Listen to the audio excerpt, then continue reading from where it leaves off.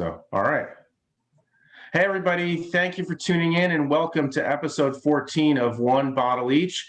I'm joined once again by my friend Gil Kulers. Last time we were together, Gil was a sommelier at Piedmont Driving Club. He subsequently retired from that gig, and he's now a wine specialist at Tower Wine and Spirits, which is one of the legendary wine shops in the Southeast. Gil, how are you doing? How is it to be retired from your day job, and are you drinking more? Well, thanks for having me back, Gabe. Life is good. Life is a little less stressful when you don't have service 5 days a week. I haven't done anything spectacular. I haven't even started consuming more or less wine or beer or what have you. But it is a little bit more relaxing, and working retail again, because I had done this in a previous life, is very rewarding. I get to meet customers every day and have a little bit more engagement than I would ever have tableside. Essentially, I'm still sort of a sommelier, but I can't, when you're tableside, you really got to choose your words carefully, because you don't want to monopolize the dinner, and two, if it's busy, you have other tables to visit. But at the store, I have pretty much as much time as I want, and we can stroll from Italy to France to California to the very famous now Red Blend section, and really find out what people want. So I'm actually enjoying retirement very much. I'm glad to hear that. We are about a month into spring. Do your drinking habits change seasonally much, at all, not at all? Oh, 100%. I am just starting to buy a rosé here and there.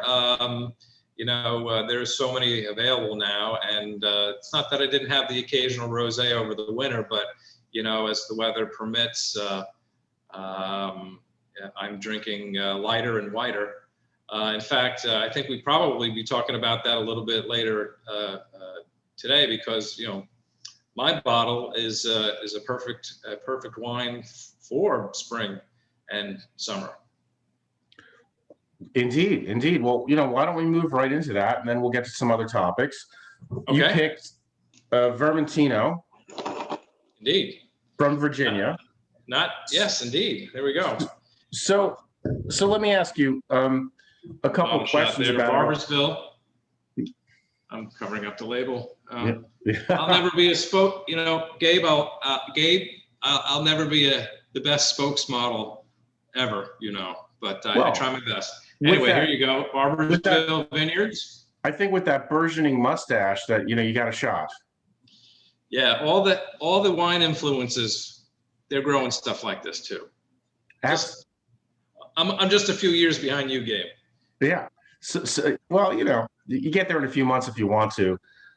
So do you think that the average wine lover recognizes Virginia as a go-to region for quality? No, I'm glad you asked me that, Gabe, because that's exactly the reason why I picked this wine. I had you give us very little direction with our wine selections, which I didn't like at first, and so I started mulling over. Actually, I had thought.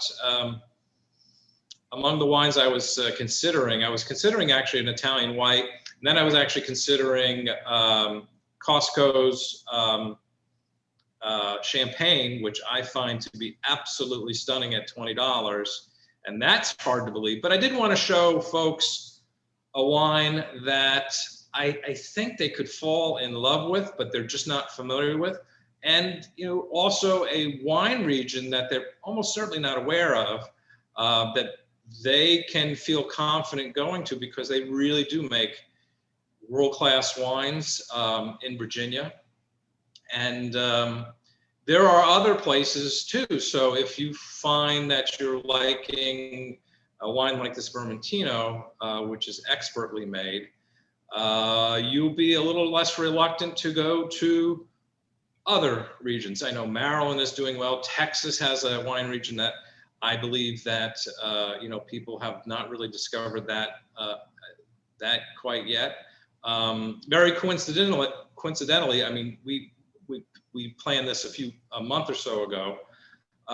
Last week was Drink Local Wine night, last Saturday. So that organization, the Drink Local Wine, which I helped found several years ago, the goal is to promote wines outside of California and Oregon, because there are a lot of there's great wines right here in the state of Georgia that even here in Georgia, it's really kind of a tough sell, because you hear something that's not a familiar place and you have preconceived notions.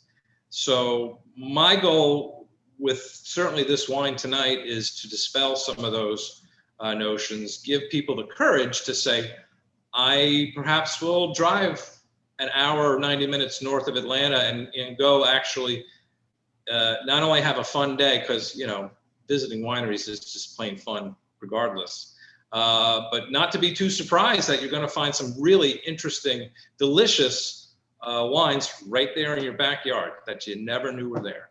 That's great. And I completely agree with the idea that, if you go spend a day tasting wine, if you don't have a good time, you're simply doing it wrong. And if you do that wrong, there's a good chance you're doing a lot of other things wrong. Right. And we're here to provide that service, right, Gabe? Indeed. We didn't. Well, here's to your health, Gabe. And to yours as well. It's good to see you again, of course. Good to see you too, and thanks for coming back. The first thing, I put my nose in this glass to sniff it and then taste it, and it's Vermentino. Which it sounds obvious, but not always the case, and that's important. And it's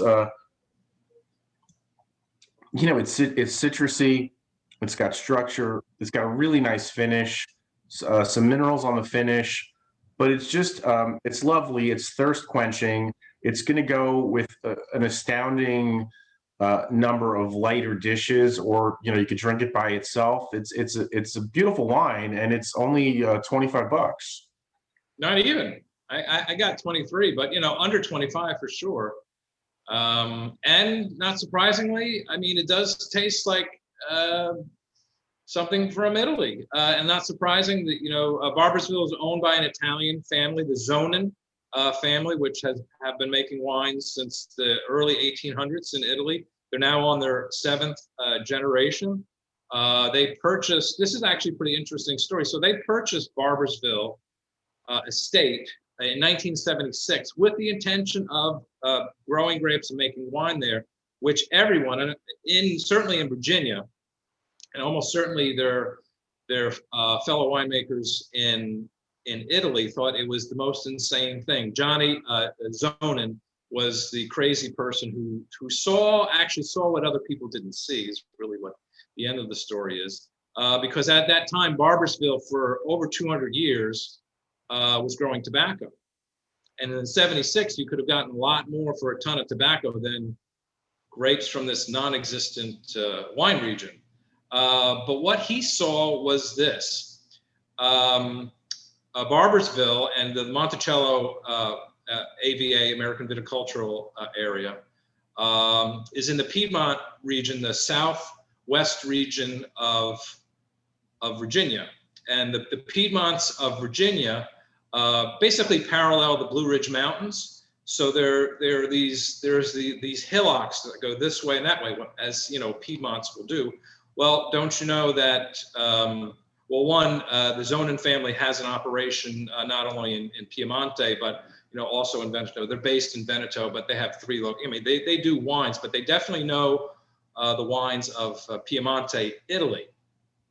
And in 1990, Luca Pasquina, who was born just outside of Milan, more or less grew up or not too far away from Piemonte.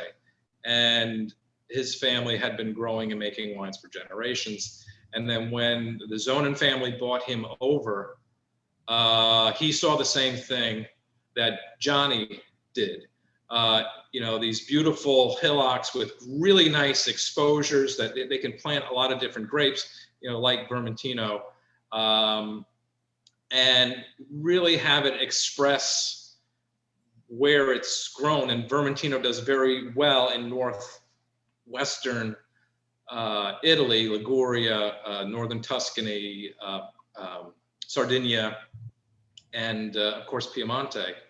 And I think this does express, I mean, it seems like it belongs there. And if you don't believe me, and you don't believe your taste buds, this wine just won a gold medal in the Virginia's Governor's Cup.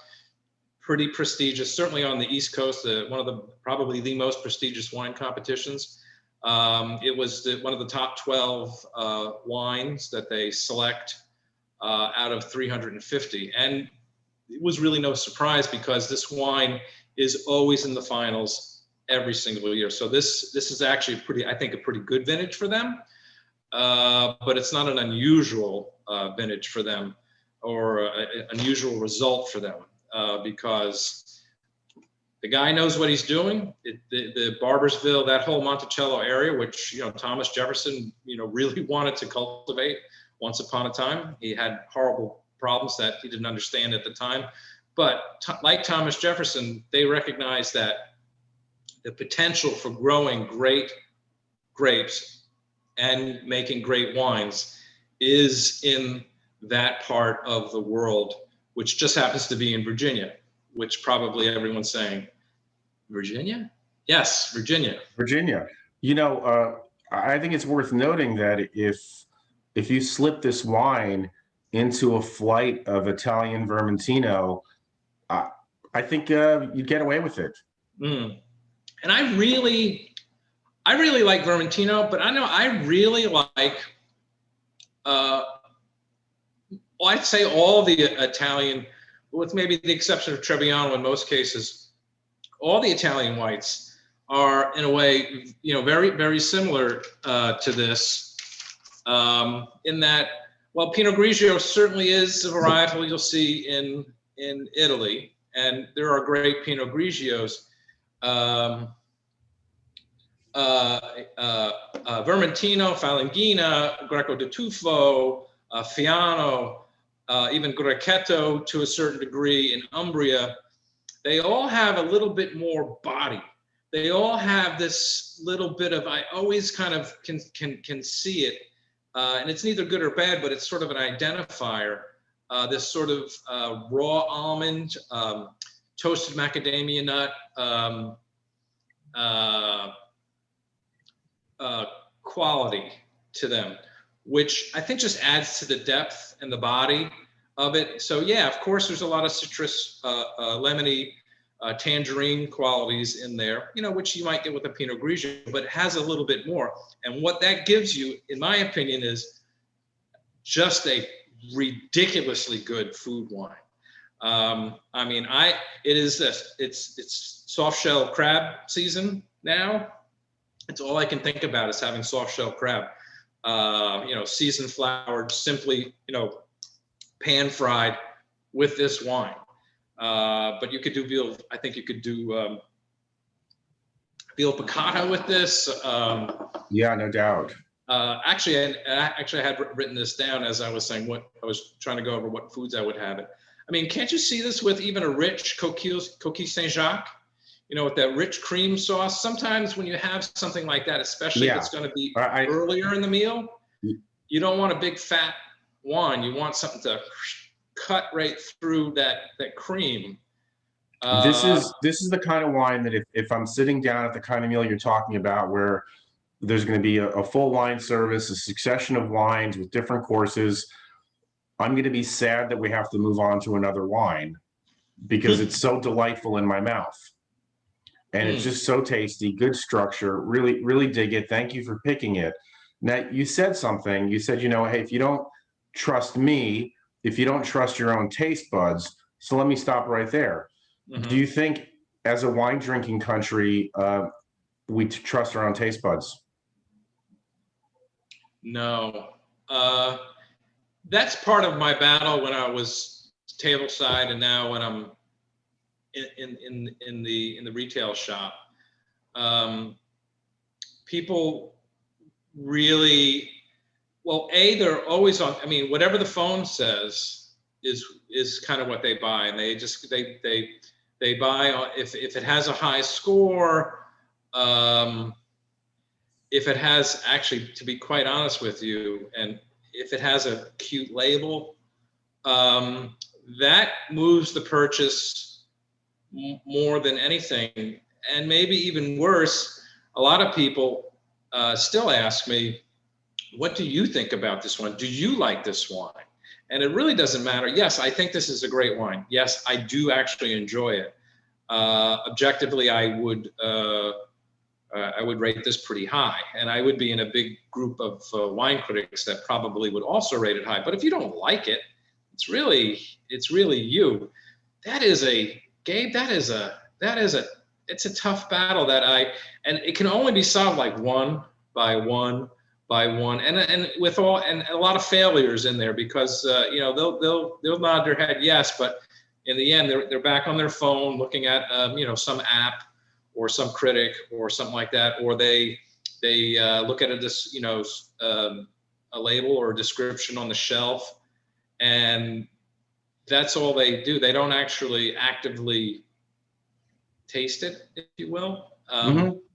They're looking to match the expectation or what they were already told about it, right?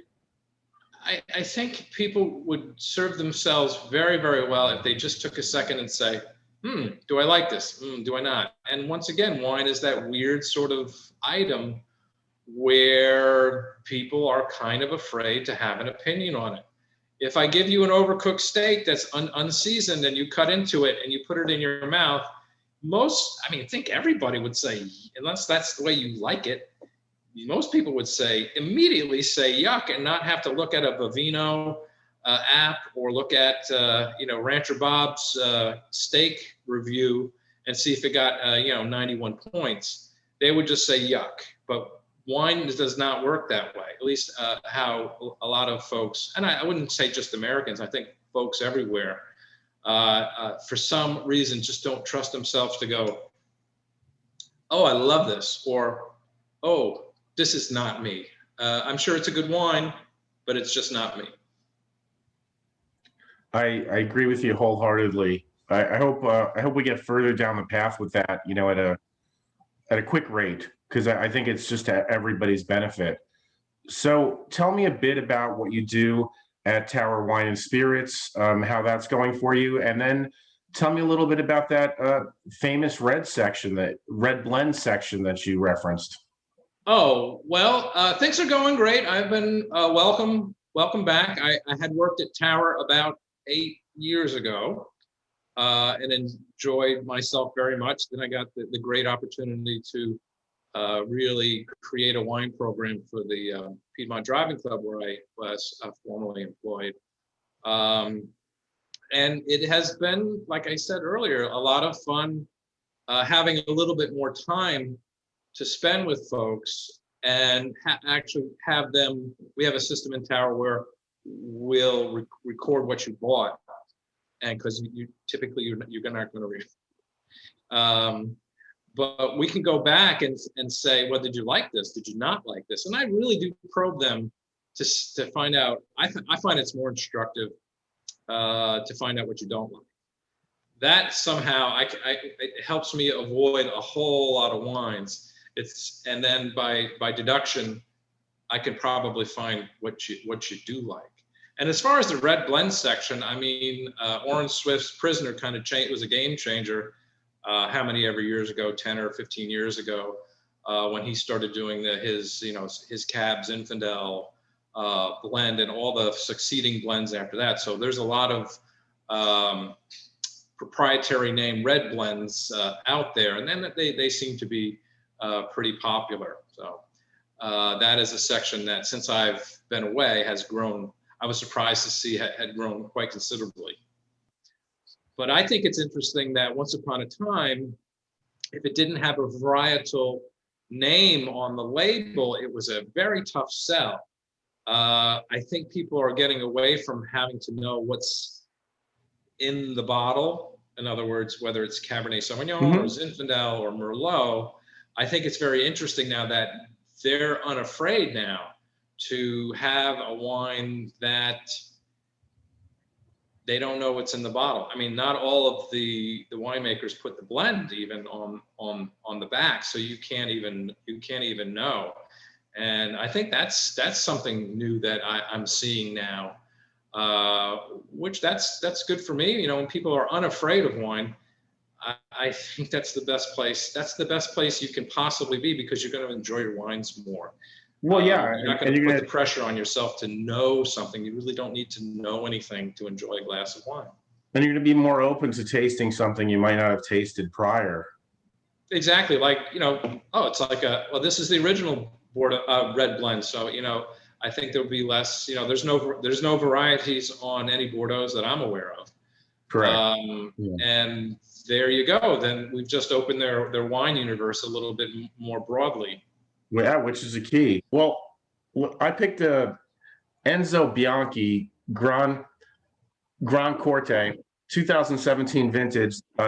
So this wine is from the Familia Bianchi in Argentina, and it is a red blend, actually.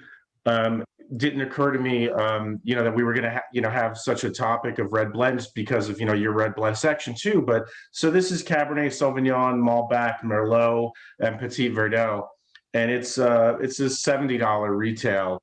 And Familia Bianchi, they make a whole range of wines. They've got sort of the pyramid there, of entry level wines, and they go up. And this stands at the top. This is, there's such a thing there as the icon wine. This would be their icon wine. So a couple of reasons I picked it. Last time we drank wine, we tasted wine from Oregon, Pinot Nochard. I was in the mood to pick something a little bit bigger, a little bit bolder. And I don't know, the first thing I thought of was South America. And I've always been fond of this wine going back to the early vintages, and hadn't had this vintage yet. So that was, those were my reasons. 17. Well, I didn't sneak a taste until just now. I wanted to be in the moment. I appreciate that. One,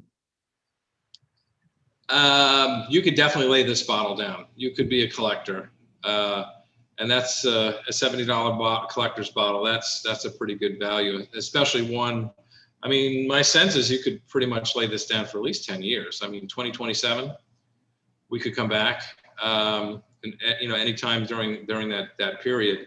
I also like the fact that it's not a complete Malbec, which you say Argentina, the knee jerk is, well, it's got to be Malbec. And okay, it's okay to have Malbec in there, but essentially this is like would it be fair to say like a new world Bordeaux? I mean, a red blend. It's a red blend, but it is a new world Bordeaux because it's only Bordeaux varieties in there. To your ageability point, I agree with you. And I can also tell you, I had the opportunity, it's a few years ago now, tasted with their then winemaker, Bob Pepe, who was the consulting winemaker there for a number of years. And we tasted, going back to the first vintage, even a pre-release, the first vintage they made, which wasn't commercially released, but he brought it to New York.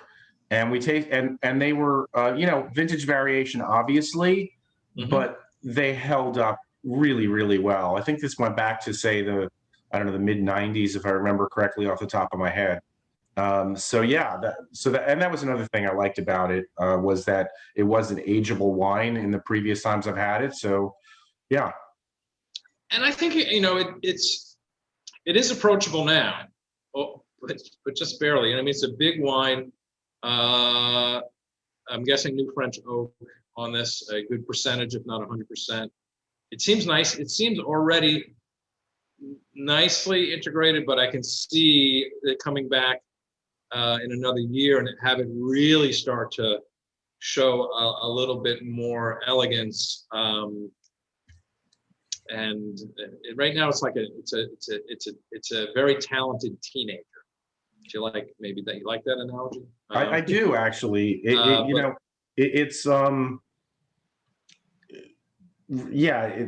Absolutely. If I was drinking it now, I am, but if I was really, opening it to really have with a meal and that kind of thing, I would decant this for a couple of hours at least. For sure.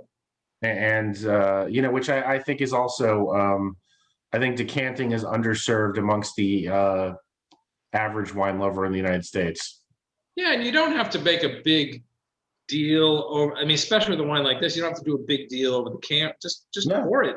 Just pour it absolutely. in. Almost any sort of container will do, just to air it out a little bit. I think I mentioned this the last time I was on that we have these ceramic jugs from Alsace of all places, and they stay pretty cool. I would love to pour this wine in this big jug. Certainly doesn't look like any fancy decanter in any stretch of the imagination. It would cool it down a little bit. It would let it open up a little bit. And you don't have to do much more than that. So for the viewers at home, I give you permission to pour your red wines into your fruit juice pitcher. It'll be fine. I was just going to say a pitcher. Yeah. Your friends will think you're cool. Remember that. They will. You'll be hip. You'll be hip because you use the alternative decanter. You can tell them Gabe and Gil told you that.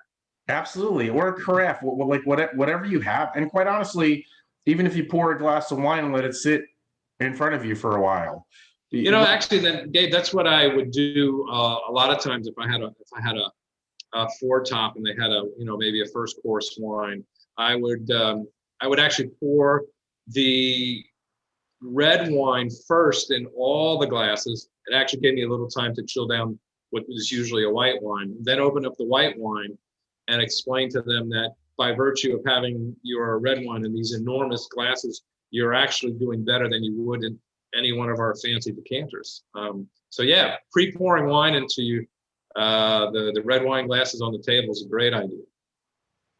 Cool. So outside of what you specifically think of this particular wine, is this in your wheelhouse? Is it are these type of wines in your wheelhouse, or are you more of into the subtleties of a Vermentino perhaps? So let me tell you a story, Gabe.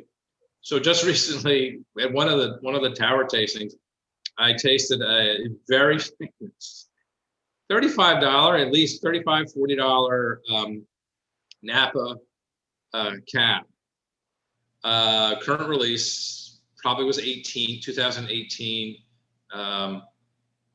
It was awful. I mean, a lot of people, it's a very popular wine, so a lot of people like it. But for me, I mean, it was overripe fruit, a lot of overripe fruit, very alcoholic, and actually the alcohol came through. I don't really have a problem with alcohol, but if it's rearing its head, I'm not as crazy about that. And of course, it was just jam-packed with a lot of tannins, and that one's really the last hurdle that I really can't get over. Now, while of course it's a red wine, it necessarily has tannins, and it's a big wine, so there are a lot of tannins in here. They're not overwhelming, so I guess that's a long way of saying I really like this wine. I mean, I would prefer this over a lot of those overly alcoholic, overly extracted, fairly tannic California cabs. They're not too hard to find, and none of them are. I mean, a lot of them are really not. I mean, I think $35, $40 a bottle. That's not a cheap wine. It's not. I would take this for sure. But what you just described, the wine you didn't like, there are many of them much more expensive than $35 or $40 that fit that exact bill, and they're very popular also. And I wonder. I do wonder, getting back to what we were talking about before, are folks drinking that because that style of wine really appeals to them, and that's fine, or they are drinking the label and they're telling themselves, maybe falsely or disingenuously, that because this wine is very expensive and it comes from a famous place, I should like this. And that's not so good. When you're trying to convince yourself that you like something and every pore of your body is saying, oh boy, would you please stop? you really should reconsider what you're doing. And okay, back to again, it's like you're the final judge. Robert Parker doesn't really play a role here. Wine Spectator doesn't really play a role here. Perhaps just to introduce you to a name of wine that you can go out and try, but you are the final arbiter. And don't listen to me, listen to yourself. I can guide you perhaps someplace with your help, but ultimately you get to decide. I couldn't agree with you more, Gil. Have you ever been to Argentina? I have. In fact, Argentina was the most recent media trip I was on in late October, early November of 2019. And yeah, so that was, I was there for, I was actually specifically in Uco Valley, and we tasted a lot of well, Malbec for sure, but all sorts of things. And a lot of the trip we focused on what can be done in Argentina at elevation. Right. They're experts. They are. And one of the things that's coming on strong is Cabernet Franc at elevation there. They're finding they do really well with it. But even Chardonnay at different elevations from a couple of producers was really interesting. Really, yeah, it was a fantastic trip, and I would love to go back. Right now, I'd love to go just about anywhere. But no, I'm very fond of South America, Argentina and Chile in particular, in terms of the wine. Certainly, there are other countries, Brazil and Uruguay with wine as well. Haven't explored them as deeply, but Chile and Argentina, they're right in my wheelhouse because I don't know, there's discovery there. You can find value there. Yes, $70 is not everyday drinking for most people, but this is a killer, like you said, put it away trophy kind of thing. Or, I mean, special occasion. How great would this be as like a Christmas wine? So, something like that, And, from some countries, you have to spend a lot more than, $70 to get something like that. For a wine of this level, if you really think about it, if you were to get I think this matches up, perhaps not to, first growth Bordeaux, but certainly the good seconds and thirds. If you put this in a flight of some of the better highly regarded Bordeaux, I think you might pick it out. It does have that sort of Argentinian Italian sensibility about it a little bit, but this is a solid Bordeaux style wine that probably would embarrass a lot of Bordeaux winemakers. And if I may, Gabe, if you folks haven't been to Mendoza and the Argentina winemaking regions, you should go.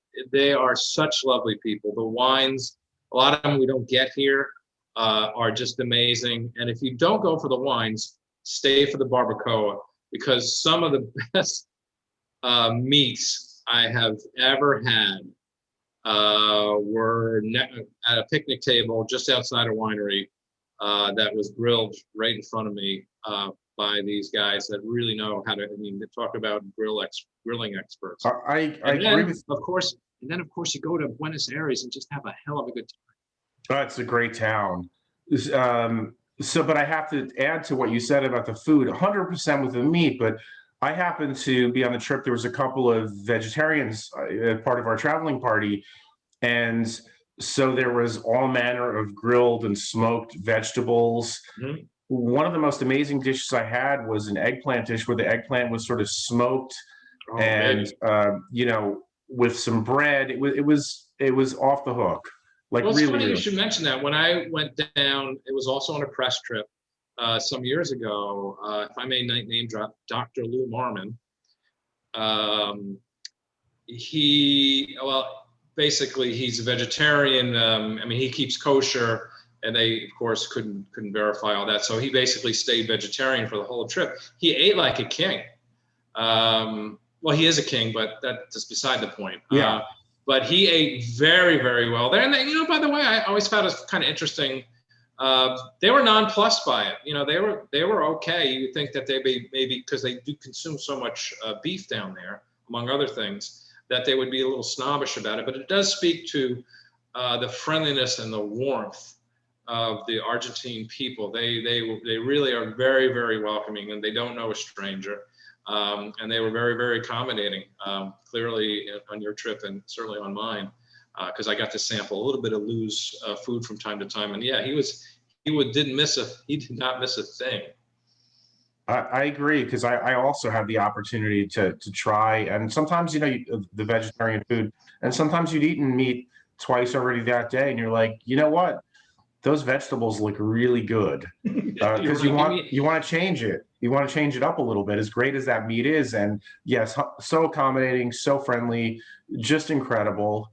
And yeah, I love the other thing, going back to this wine, as I'm sipping it here, it's just there's like an earthiness and a minerality on the finish that I really dig. Well, I have to maybe draw a bridge between these two wines, because the Vermentino kind of warmed up pretty well. It's a little warm in this room right now, and it was 38, 40 degrees, basically refrigerator temperature when I took it out. But as it went along, it really changed in a wonderful way as it got a little warmer. And this wine too, you can see it as the oxygen's doing its thing, and as the temperature is doing this thing. I didn't have it a little bit cooler than it is now. It is one of those things that if you get it, that's how people fall in love with wine. When you're having a dinner and all of a sudden you're having a conversation with the wine, because it's showing you different facets every 5 minutes. And I mean, some people aren't impressed by that, and once again, that's okay. But I think most people would agree that's kind of cool. I mean, it's a food product that we don't sprinkle any magic juice on it. It's just the fascinating thing, and especially with really good wines, like these two wines. Both of them, yeah. And the aromatics speak to the varietals too. There's that little violet quality floating in there, which I think I get from the Petit Verdot. Yeah, beautiful wine there, Gabe. Good choice. Thanks. Yeah, and on your end as well, that's I've had a decent amount of wines from Virginia, but I'd not had that before, and I don't believe I'd had a Vermentino from Virginia before. Are there other notable producers of Vermentino in Virginia that you're aware of, or are they the ones? Not in Virginia, but if you want some Vermentino, I mean, you can go to the motherland. Guado El Tasso, right on Bulgari. That's one of Antinori's properties, which I guess a lot of people might be familiar with. They make a very nice Vermentino from Bulgari. But in the United States, Tablas Creek makes a good one. From Paso, La Folia, and the Sierra foothills. And these are all warm winemaking regions, and the west coast of Italy can be pretty warm. Seghezio makes one in Sonoma, and way down south in Santa Ynez Valley in Santa Barbara, Brick Barn makes a lovely. It's a little pricey. I think it comes in at $38. Okay. And that one actually is probably a little bit less. I mean, this really, I'm pointing over here now, this really, like you were saying before, it definitely has an Italian accent, even though it's from Virginia. The one from Brick Barn, they do a little bit of neutral French oak on there, and it's a little creamier. It's nice. It's a little bit rounder, a bit more of a California style, but yummy all the same. So there is Vermentino to be found around the world. Well, you picked a bunch in the United States as well. Yeah, you picked a beautiful one. Gil, I want to thank you so much for being here again. You were on episode 7, now you're on episode 14, so I've got you slated in for episode 21. 21, of course. For those who do their math or thereabouts.